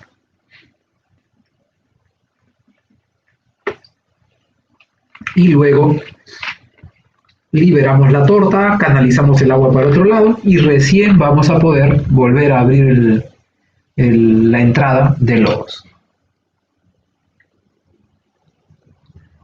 Como les comentaba, hay una separación de placas, colocamos el material filtrante en las ranuras, bombeamos el lodo para que ingrese, hay absorción en el tejido porque estamos ya presionando con el pistón, hay mucha presión, varias toneladas de presión, el líquido se absorbe en el tejido y el tejido lo va canalizando fuera de esta zona, se retienen los sólidos, el líquido se colecta y cuando se vuelve a separar las placas se cae la torta.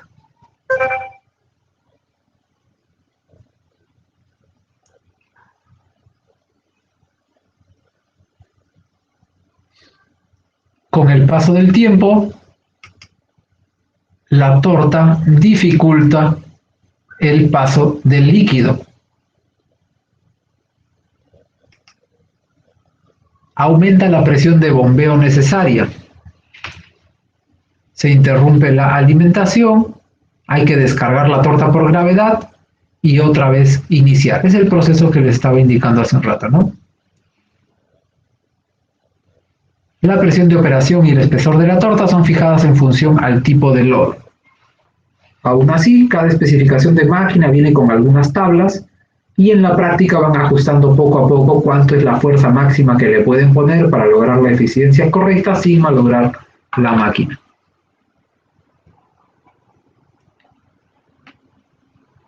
Existe otro filtro. Tenía yo un compañero de trabajo que era muy capo con las plantas de tratamiento y esta de acá era su tecnología favorita para los semisólidos. Es el famoso filtro prensa de cinta. El filtro prensa de cinta tiene alta eficiencia también, puede sacar tortas de una humedad del 60% y es un proceso continuo.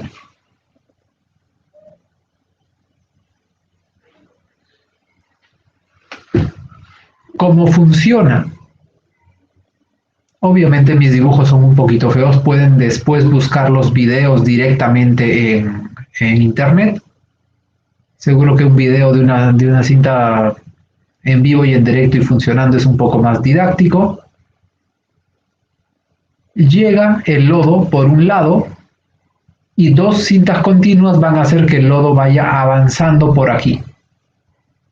Pero cada vez la cinta de arriba y la cinta de abajo van a estar más pegadas. Y tenemos diferentes tipos de rodillos que van a hacer que las cintas cada vez estén más pegadas una a otra. Entonces, hay una cantidad de lodo y esta cantidad de lodo se va presionando y presionando y presionando cada vez más, lo que hace que el agua se escape y poco a poco quede solamente el lodo. El lodo, tenemos un raspador a este lado y el lodo lo que hará será caer, usualmente a un carrillito recolector.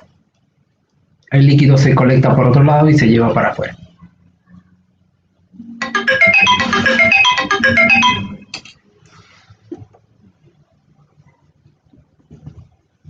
Oh, me disculpan unos segundos, es la hora de marcar creo que de nuevo en la UNTELS.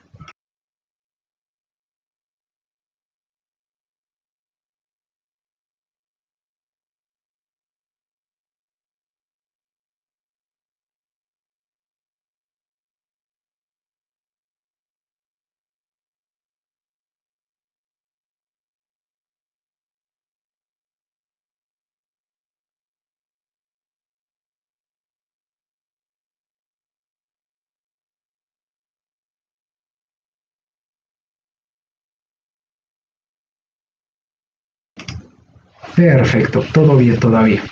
Entonces,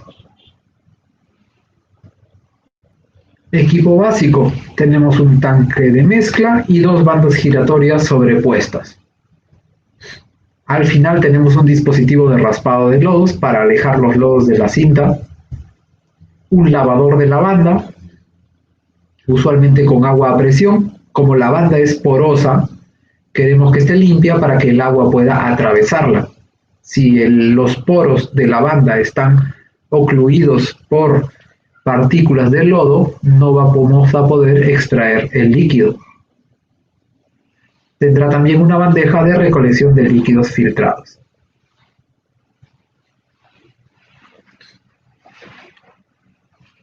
Hay otra tecnología que es la tecnología de filtro al vacío.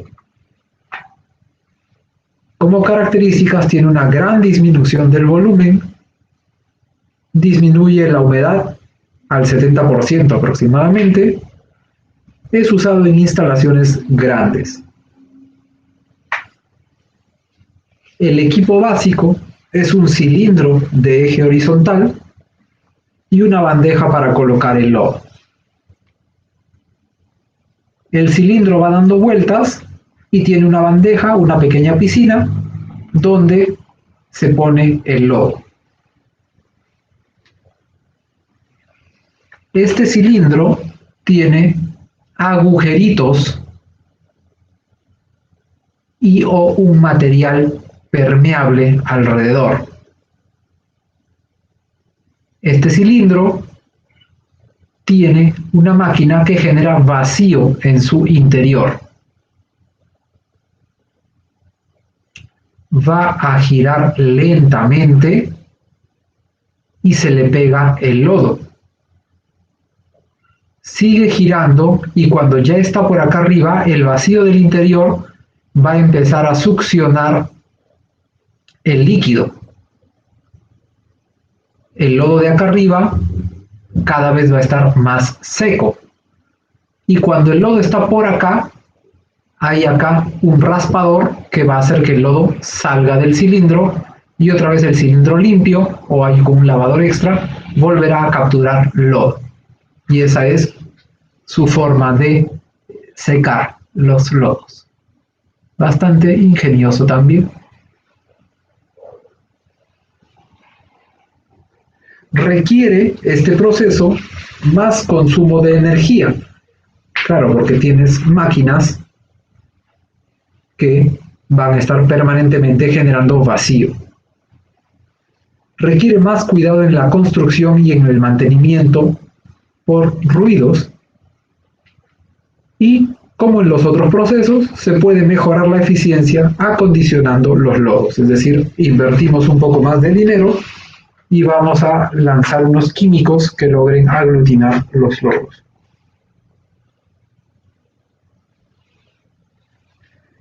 Otra tecnología diferente, otra rama de tecnología son los lechos de secado.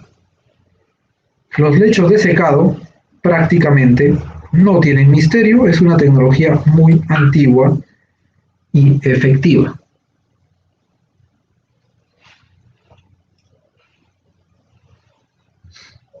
Inicialmente es usado para lodos de desagüe de instalaciones pequeñas. Actualmente es usado en lodos de diversas industrias. El único requisito es tener el área suficiente para lograr fabricar tu lecho de secado. Es un proceso económico para pequeñas y medianas instalaciones. Estamos hablando principalmente de plantas de tratamiento de aguas o aguas residuales o industrias que generen bastantes lodos.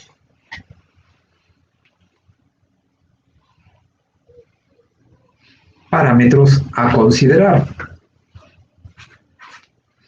condiciones climáticas, características del lodo, valor comercial del terreno, características de la vecindad, si es que hay personas, si hay vecinos, etcétera, que se incomodarían por los olores, que sí huele horrible. Equipos. Necesitamos tanques rasos. ¿Qué cosa es un tanque raso? Pues bueno, son unos tanques. Necesitaremos un fondo de suelo natural, concreto o, en este caso, podría ser también geomembranas aislados con arcillas, etc. Ahora ha mejorado mucho este tipo de diseños. La pendiente para dirigir los líquidos a donde queremos que vayan y una base con un filtro de material granular inerte en función al diámetro del lodo y, bueno, como lo diseñamos. Es una piscina grande. Esta piscina grande tiene que tener solamente unos 5, 8, máximo 10 centímetros de alto de lodo. Entonces, tenemos un diseño, usualmente tiene algún tipo de pendiente, o a veces tiene pendiente para canalizarlos al centro. En el fondo de la piscina tenemos tuberías de colección del lixiviado. Estas tuberías se cubren con piedra chancada, grava o arena. Luego llega el camión, usualmente camiones de succión, se cuadran de cola, accionan el tubo para desaguar y el lodo lo lanzan acá primero. Esto es se le conoce coloquialmente como rompechorro. Rompechorro quiere decir que si es que tú lanzas acá el lodo, la fuerza del lodo va a hacer un hueco y va a remover la arena, la piedra chancada que hayas puesto, y va a haber una escorrentía por el fondo que te malogró tu lecho de secado. Esta zona rompechorro le quita la fuerza al chorro que sale del camión y poco a poco y amablemente va corriendo por la superficie hasta que se extiende por todo el lecho de secado. Nos escribe Harold Dair Salvador Bellido para decirnos: ¿desagua? Sí, desagua. Saca el agua. Primero, el líquido se va a colar, va a ser canalizado por aquí y sale por acá, como un colector de lixiviados, un sistema de colección de lixiviados. Segundo, como es delgada la capa de lodo, pues parte del agua va a ir para abajo y con la temperatura parte del agua se va a evaporar. Y así, poco a poco, saldrá el agua de de nuestro lodo. Lamentablemente, hay ciertos temas operativos, porque una vez que está listo el lodo, hay que rasparlo y sacarlo. Usualmente se va con parte de la arena, la grava, la arcilla y todo, y hay que volver a comprar un poco más y colocar de nuevo.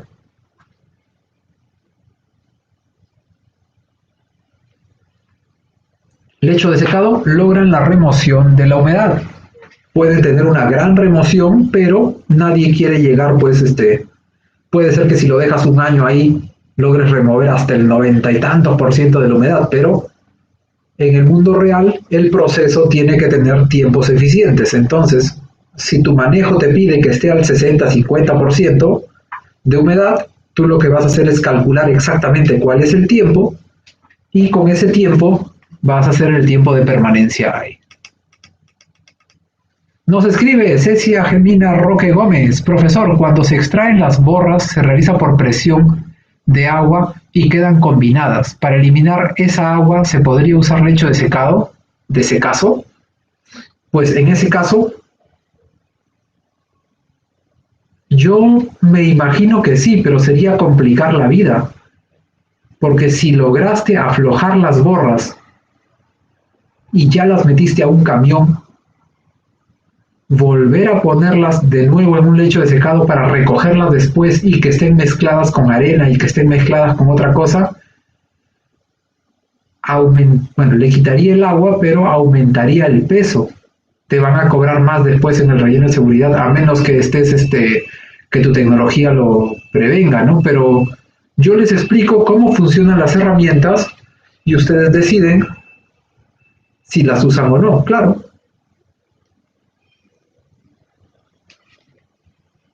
Todas las herramientas se pueden usar y todas las herramientas tienen ciertos pros y ciertos contras. Por ejemplo, les puedo comentar que hay varias técnicas donde si el efluente está muy complicado y es muy contaminante, sacan la contaminación, la ponen en una fase sólida y la tratan con tecnologías de residuos sólidos. Pero pasa exactamente lo mismo también cuando hay residuos contaminados muy complicados, Hay técnicas que usan cierta herramienta, sacan la contaminación del sólido y la convierten a fase líquida, y esa fase líquida la tratan mucho más fácil. Es decir, la idea es saber qué hace cada herramienta y creativamente para cada situación los ingenieros irán diseñando exactamente cuál es la solución. Entonces, pero sí se podría usar, si lo ven por conveniente y si cumple las necesidades que quieren, sí, no habría ningún problema. Recuerden nada más que los lechos de secado tienen sus pros y sus contras.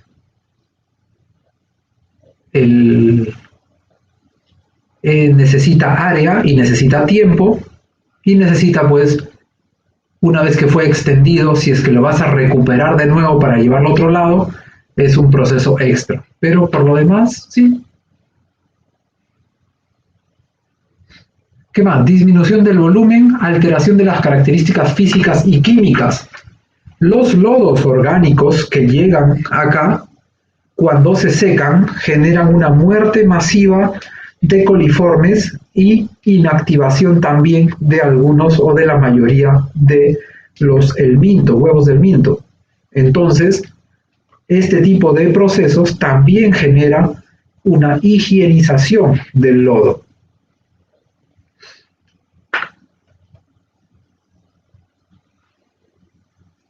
Funcionamiento.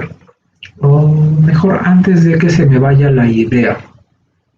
Hay varias técnicas de todo lo que les he dicho anteriormente, hay varias formas de abordarlo con diferentes métodos, a veces con un poquito de ayuda, a veces sin ayuda, a veces con ayudas tecnológicas, a veces le suben la temperatura, etc.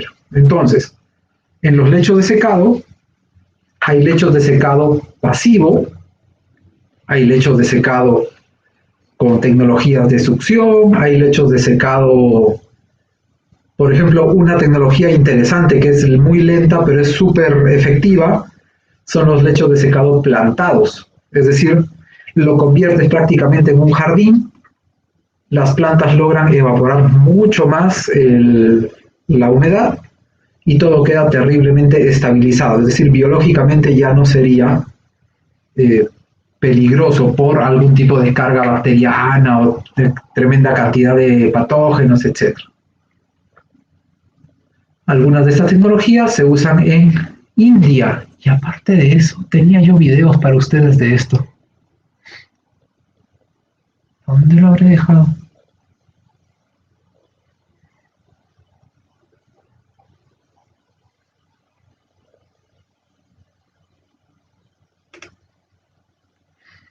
Esta creo que es. Pero este video tampoco es mío. Tiene derechos de autor.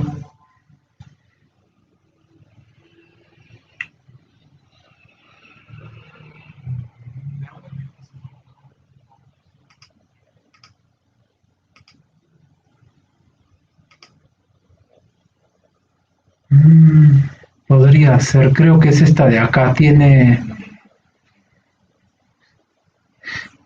Sí, excelente.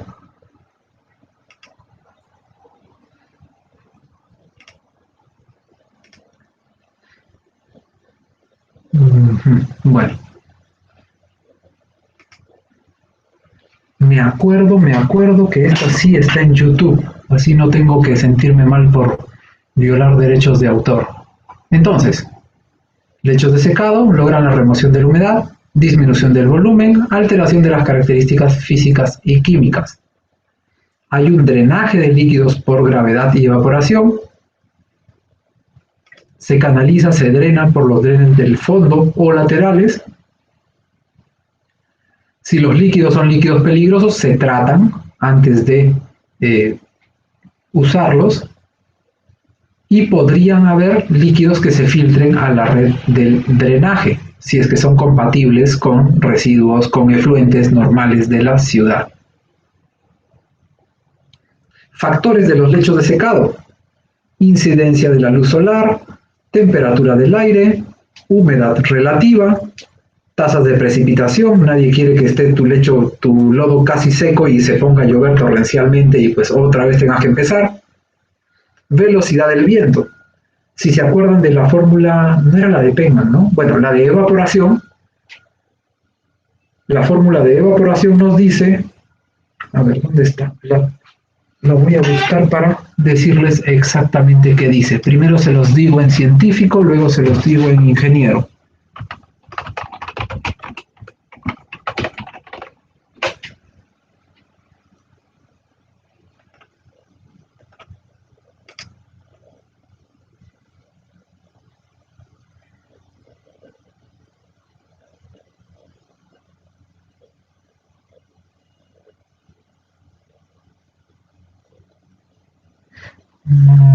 ¿Dónde está?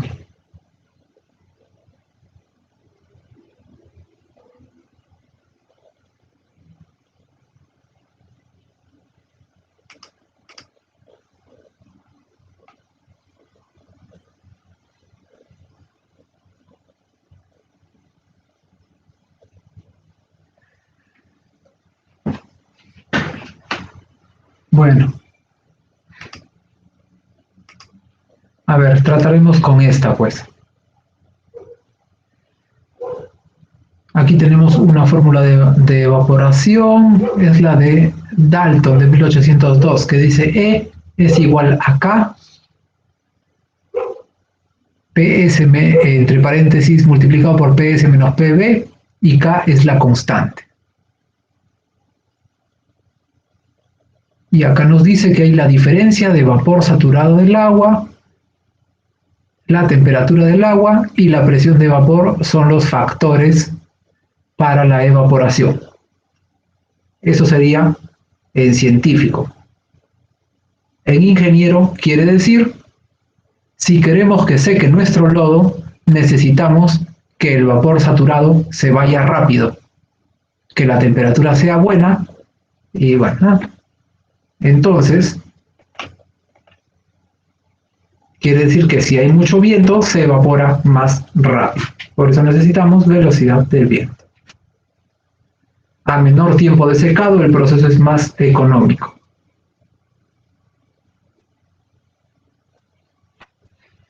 Es apropiado para regiones áridas o semiáridas, es decir, prácticamente toda la costa peruana. Requiere buena ventilación, se puede manejar en caso de condiciones climáticas adversas, se puede manejar el factor de malos olores.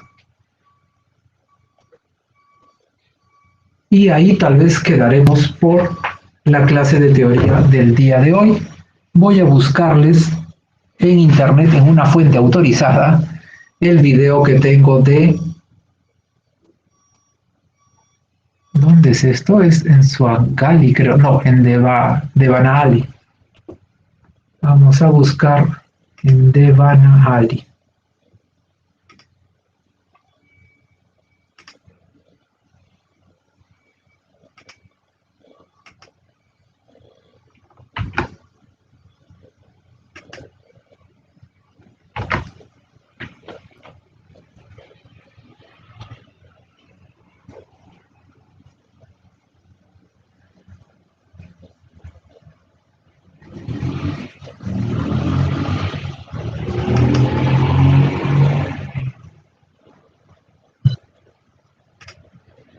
Y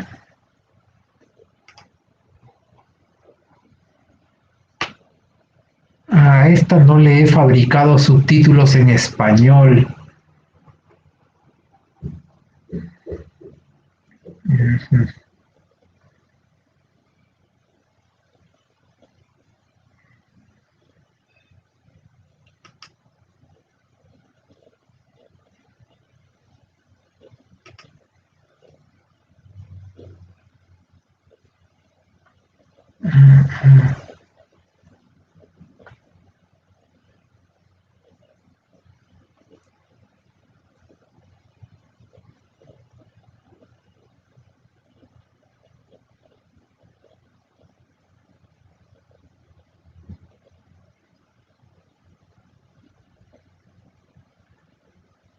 ¿Qué podríamos hacer?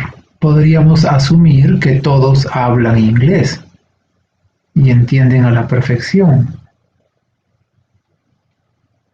No estoy completamente seguro de por qué no hay personas que no permiten que la inteligencia de Google les dé la traducción automática a sus videos.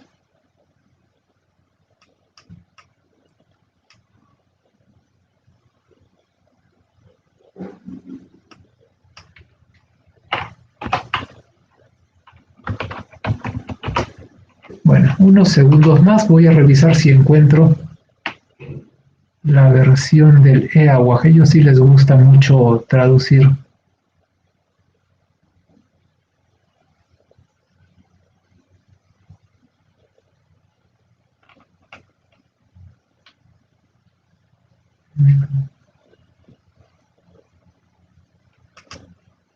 A ver.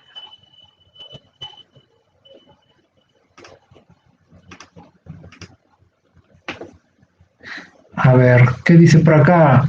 Intermedio profe de todo el salón. ¿Qué cosa es intermedio? Lo siento, estoy sin contexto.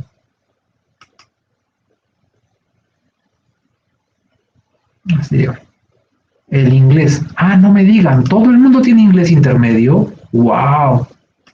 Qué asombroso. Cuando yo estudiaba en la universidad, pues todo el mundo había salido, menos 5 que éramos, ¿no? Pero todos menos 5 habían salido de colegios particulares y se supone que les habían dado buen inglés, pero no tanto. Bueno, les dejo acá el... No, este no es. ¿Dónde está el link? Aquí está. Les dejo acá en los comentarios del video el link a un proyecto que se hizo en India de una planta de tratamiento de lodos. Esta es la versión larga. La versión larga tiene un montón de personas hablando.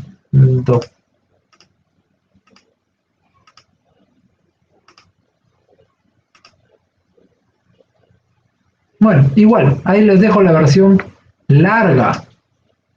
Obviamente es más para que nos divertamos y aprendamos cosas. Entonces, mirando podrán revisar los diseños y cómo se hizo. Esta es una planta para una comunidad muy pequeñita. Toda la comunidad se puso de acuerdo y recabaron fondos vendiendo menú, haciendo polladas, así, bueno, polladas no sé si hacen allá, harían tandoreadas tal vez, porque les gusta el pollito al tandoor. Haciendo campeonato de fulbito, un montón de cosas. Lograron hacer una planta para lodos. Bastante interesante para comunidades pequeñas, manejado por la misma comunidad, y como es una comunidad semi-rural, pueden luego de estabilizar su lodo, convertirlo en biosólido, usarlo para su propio beneficio, en vez de perder toda esa energía, esos nutrientes. Bueno, hasta aquí dejaremos la clase de teoría de hoy y dejaré de grabar.